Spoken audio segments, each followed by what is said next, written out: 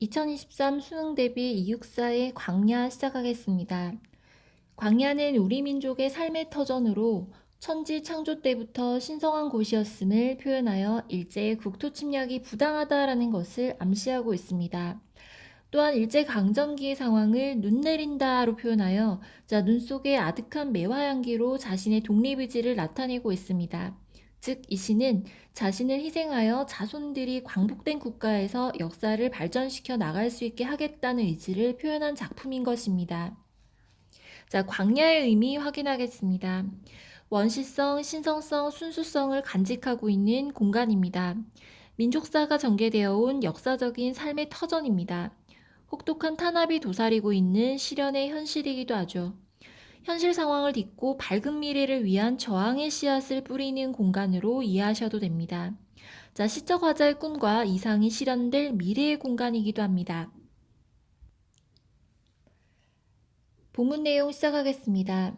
까마득한 날에 하늘이 처음 열리고 어대 닭 우는 소리 들렸으랴. 까마득한 날은 과거라는 뜻이고요. 하늘이 처음 열리다라는 구절은 광야의 탄생을 의미합니다. 천지개벽이라고 이해하셔도 됩니다. 시각적 이미지가 형상화되어 있습니다. 닭 우는 소리는 인간의 생활, 생명의 기적으로 해석하시면 되겠습니다. 들렸으랴라는 표현은 들리지 않았다라는 서리적인 표현 확인할 수 있습니다. 또는 들렸으리라라는 중의적인 의미 또한 가지고 있습니다. 1년에서는 천지가 개벽하는 태초의 상황을 어디 닭 우는 소리 들렸으랴라는 부정적 서리법을 이용하여 광야의 원시성과 신성성을 보여주고 있습니다. 모든 산맥들이 바다를 연모해 휘달릴 때에도 차마 이곳을 범하지는 못하였으리라. 범하지 못하였으리라 라는 이유는 신성성과 불가침성 때문이겠죠. 그리고 연모하다 라는 표현은 사랑하다 또는 그리워하다 라고 해석하시면 되겠습니다. 바다를 연모한다 라는 표현 때문에 의인법 역시 확인할 수 있습니다. 산맥이 휘달린다라는 것은 산맥이 생겨나던 광경을 역동적으로 표현한 구절입니다. 화류법 적용되어 있습니다. 본문에 제시된 이곳이라는 표현 역시 광야 또는 삶의 터전으로 이해하시면 됩니다. 이언에서는 화류법을 구사하여 광야의 광활하고 장엄한 모습을 역동적으로 형상화하였습니다. 3년 시작하겠습니다.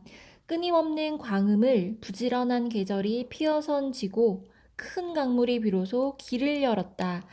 광음이라는 단어는 세월이란 뜻으로 이해하시면 되겠습니다. 부지런한 계절이 피어선지고 이것은 세월의 흐름을 뜻합니다. 꽃이 피고 진다라는 것을 시각화하여 표현했습니다. 큰 강물이라는 표현 역시 문명 또는 역사로 이해하시면 됩니다. 그리고 그 강물이 길을 열었다라는 것은 역사와 문명이 태동하였다라는 뜻인 것이죠. 3년에서는 신성한 공간인 광야에서 태동한 우리 민족사의 유구한 역사와 문명을 큰 강물이 비로소 길을 열었다라는 동적인 이미지로 보여주는 한편 부지런한 계절이 피어선 지고에서는 시간적 개념인 계절을 피어선 지고라는 시각적 이미지로 감각화하고 있었습니다. 지금 눈 나리고 매화향기 홀로 아득하니 내 여기 가난한 노래에 씨를 뿌려라. 조국 광복의 의지를 나타내는 자기 희생적인 자세가 잘 드러난 연되겠습니다. 지금은 현재라는 시간적인 배경이고요. 그리고 눈은 일제 강점하의 시련과 고통으로 이해하시면 되겠습니다.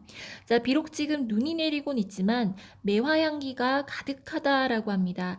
여기에서 매화향기는 조국 광복의 기운 또는 현실 극복의 의지로 이해하시면 됩니다. 가난한 노래 씨가 나타내는 바는 독립의 의지 또는 강인한 생명력으로 이해하시면 되겠습니다. 4연에서는 일제의 압제를 상징하는 눈과 조국 광복의 기운이자 온갖 폭압에 맞서 싸우는 절조인 매화향기를 대립시킨 가운데 가난한 노래 씨를 뿌려라 라는 미래에 대한 굳은 의지를 노래하고 있습니다. 여기에서 매화향기 홀로 아득하니의 아득하니는 멀다라는 뜻이 아니라 그윽하고 은은하다라는 의미이며 노래의 시는 가혹한 현실을 극복할 수 있게 해주는 생명의 의지로 시에 함축되어 있는 자기 희생적 이미지를 통해 화자의 극복 의지를 보여주고 있습니다. 한편 가난한이라는 수식어는 자기 겸손의 표현이기보다는 냉혹한 현실 상황에서 홀로 행하는 행동임을 반증하는 것으로 볼 수 있습니다. 마지막 오연입니다. 다시 천고의 뒤에 백마 타고 오는 초인이 있어 이 광야에서 목 놓아 부르게 하리라. 자, 의지적, 미래지향적, 적극적, 예언자적 태도가 잘 드러나 있습니다. 이 모든 것의 주체는 시적 화자인 나 되겠습니다. 백마 타고 오는 초인은 조국의 광복을 가져오는 민족의 구원자, 지도자, 시인, 후손 등으로 이해하시면 되겠습니다. 자, 전개 방식은 시간의 순서에 따른 전개입니다. 다른 말로는 추보식 구성이라고도 부릅니다. 오연에서는 새 역사에 대한 소망이자 조국 광복에 대한 굳은 확신을 통하여 미래지향의 확고한 역사의식을 제시하고 있습니다. 암담한 현실 상황에 화자가 뿌린 가난한 노래 씨를 수확하여 목 놓아 노래 부를 백마 타고 오는 초인은 바로 불행했던 역사를 몰아내고 온갖 질곡과 고통으로부터 민족을 구원하여 찬란한 민족 문화를 꽃피울 인물입니다.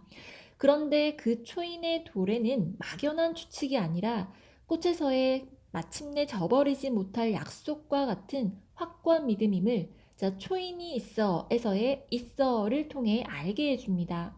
자, 따라서 이 시는 광야의 원시성, 신성성, 그리고 광야의 광막성, 그리고 민족사의 태동과 개척, 현실인식과 선구자의식, 그리고 초인정신과 예언자적 역사의식의 구조로 파악할 수 있습니다. 이처럼 이 시는 이육사의 투철한 역사의식을 바탕으로 하여 지사적이고 예언자적인 기품과 단호하고 강인한 남성적인 어조로서 신념에 찬 조국 광복에 대한 염원을 노래한 민족시의 정화라고 할 수 있을 것입니다. 중요한 식구 다시 한번 확인하겠습니다.